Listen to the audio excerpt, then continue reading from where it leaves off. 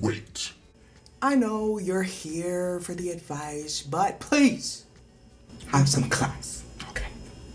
What's up, everyone? It's your boy, Deshaun, and I won't be before you long because I know you're here for this awesome advice and you didn't click on this video to hear me yap because it's like, for real, like, really, who is this man that's on my screen, okay? So I'm gonna stop yapping, but I could hear people getting bored with me, but I couldn't stop. It just kept coming up like word vomit. I did want to create this introduction and just preface this video by saying that there aren't just screenwriters in this compilation, as you may have seen from the thumbnail or the introduction. It was all a lie. Guys, it was all a lie. She lied. But it also includes novel writers and short story writers as well, because I find that many of the skills and techniques that you need to write a novel or a short story are actually transferable to screenplays. I actually often prefer listening to novel writers' advice because, in my experience, those who write novels and short stories put even more of an emphasis on two important things that you're going to hear me ramble on and on about on my channel because they're very important. And those are characters and emotional depth, because those are essentially, in my eyes, those are the foundation for screenwriting as a whole and immersing your audience in the journey of a lifetime, because obviously that's in the intro, that's the goal of this channel, and that's what I'm trying to convey to you.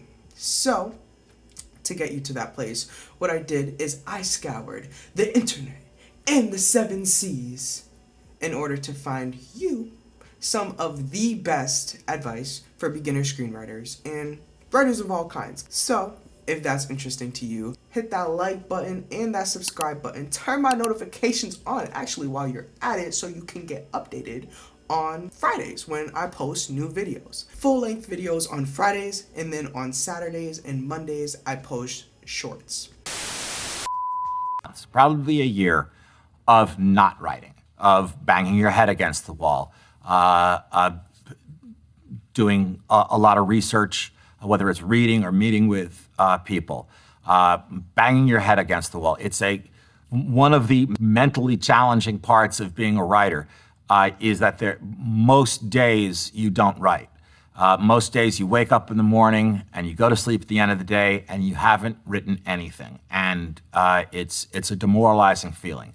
On the other hand, those much less common days where you did write and you wrote something good, you feel like you can fly. I think what you want to do is just, you think about what excites you. And a lot of it should be more personal than that. I think the problem with looking around at what's popular and riffing on that is that may not have any personal meaning to you. It's just what's popular, what's in the zeitgeist now, but that is changing so rapidly. I realized that in order to write fiction, I needed to be honest. Up until that point, I had a facility with voices. I could do essentially impressions of other writers. I could write things that felt kind of like things that other writers would have written and written well. But I didn't have anything to say. And that wasn't because I hadn't lived. That was because I wasn't really prepared to say anything true about who I was. I didn't want to be judged.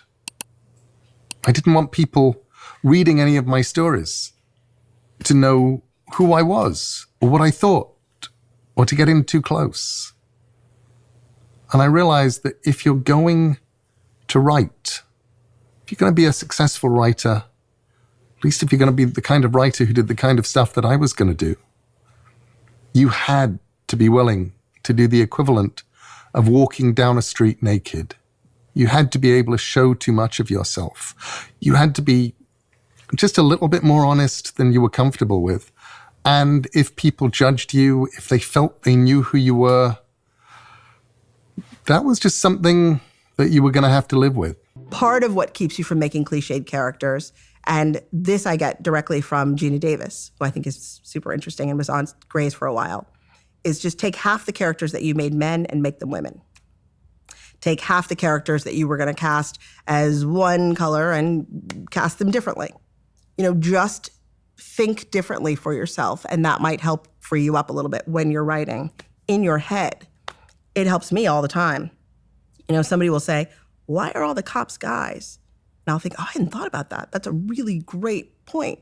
Like I hadn't thought about all these guys, people who are running around protecting everybody as being guys. Good point, let's rethink. And I think it's important for people to rethink because what people see on television changes, what they think about themselves. So I always say, if you are a man and you're writing a woman and she's like a pretty woman, imagine what that character would be like doing all the same things, but she were a guy. Like, how would that change the character? Would she become smarter, stronger, more courageous, less interested in boys? Think about those things because that sort of helps you put yourself in that character's shoes if you're having a hard time, I think. The thing that I think is most important is to feel compassion for your character. To feel like if I were standing in that character's shoes, how would I feel? What would I do? What would it be like? And I think that's important because I don't think people do it often enough, especially with characters that are different from you. It's so easy to go, well, that person's a villain, or that's the pretty girl, or that's, the village idiot or whatever, and not actually is and get home, and we say, Will bursts out of the woods, up ahead, his house. It is small, one-story, lower class, falling apart. That's it.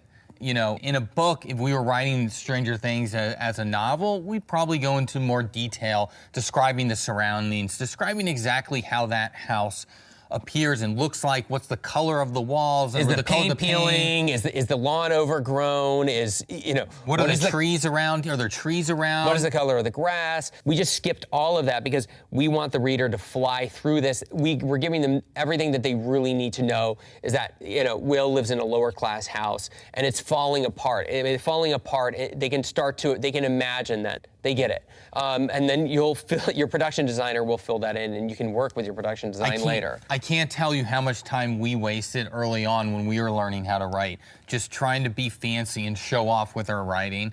No one cares. What matters is get the information across you need to get across. That's it. Move on to the next beat. That's all you have to do. No executive is going to be impressed by a big word that you use. You don't have to put a single big word in your script.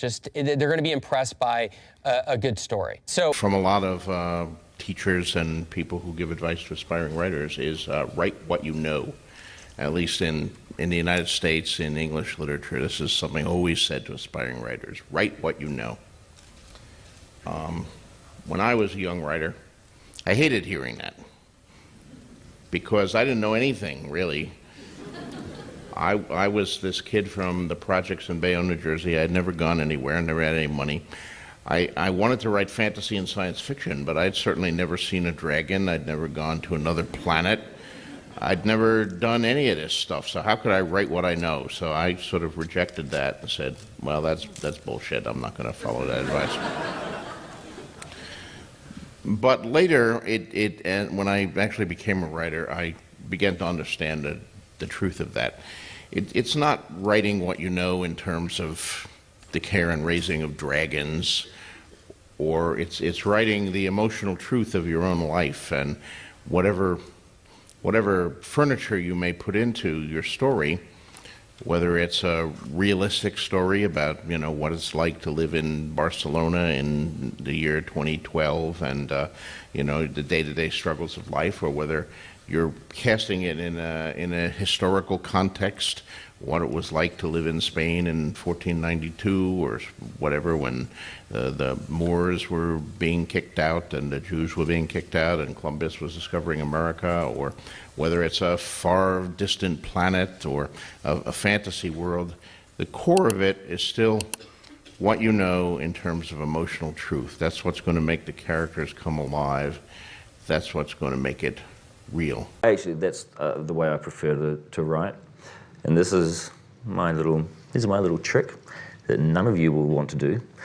I will write a draft and then I'll put it away for a year or so, and then or even 2 years, or even 3 years. And then I'll come back to it, and I'll read it, and I go, who wrote this shit? And then I will read it like maybe 2 or 3 times, and then I will throw that away, and then rewrite it from page 1 based on the memory of what I read. And then my 120-page script will suddenly be 80 pages, and it'll just be the bare bones and just like the important parts, or the things that I can remember from reading the script. And so I think that's quite a good filter system. And then when you have like this very sort of bare bones short version of your story, then you can add back in some tonal stuff and some more jokes and shit. The contract we make with the audience is they pay us money in the form of a box office ticket or in the form of paying their cable bill or their streaming app bill. And in return, we make them feel something. That's our contract with them. They don't even necessarily know it. If you ask them, they probably wouldn't necessarily describe it, the audience, that way. But it is that. It could be laughter, it could be tears, it could be being scared, it could be having your pulse racing with excitement, it could be getting turned on, but it's something that makes them feel something. That's the relationship between the filmmaker, the screenwriter, and the audience. I hope what people find in the characters that I write is that they feel truthful, that the vulnerability that they display feels like honest vulnerability, like it doesn't feel mannered and it doesn't feel fake, and that they say the things that people seem to be afraid to say in public, so that you actually feel like you're watching the private lives of actual people. That's the goal for me anyway, to have characters who seem brave enough to live their lives in front of you, so that you think you're getting a peek inside someone's personal life. Otherwise, you're just watching a commercial, almost. Not that there's anything wrong with commercials, we all love them, but you know what I mean. You want to really feel like you're getting an intimate look at someone's personal story. You've got to read as much as you possibly can, because that's the best way to recognize good writing and to learn what makes bad writing, and those are very good things. You'll probably go through a phase where you imitate your favourite writers. That's perfectly okay. That's another learning process. You resign yourself to writing lots and lots of rubbish. You just got to write that out of your system, and sooner or later you'll hit what you really should be doing and what is your genre. And perseverance. You've got to persevere, because it's a career with a lot of knockbacks, but the rewards are huge. I don't mean in the sense that if that's what you really want to do, to be able to do it lifelong is the best thing in the world. Very rewarding. But it's not a career for people who are easily discouraged, that's for sure.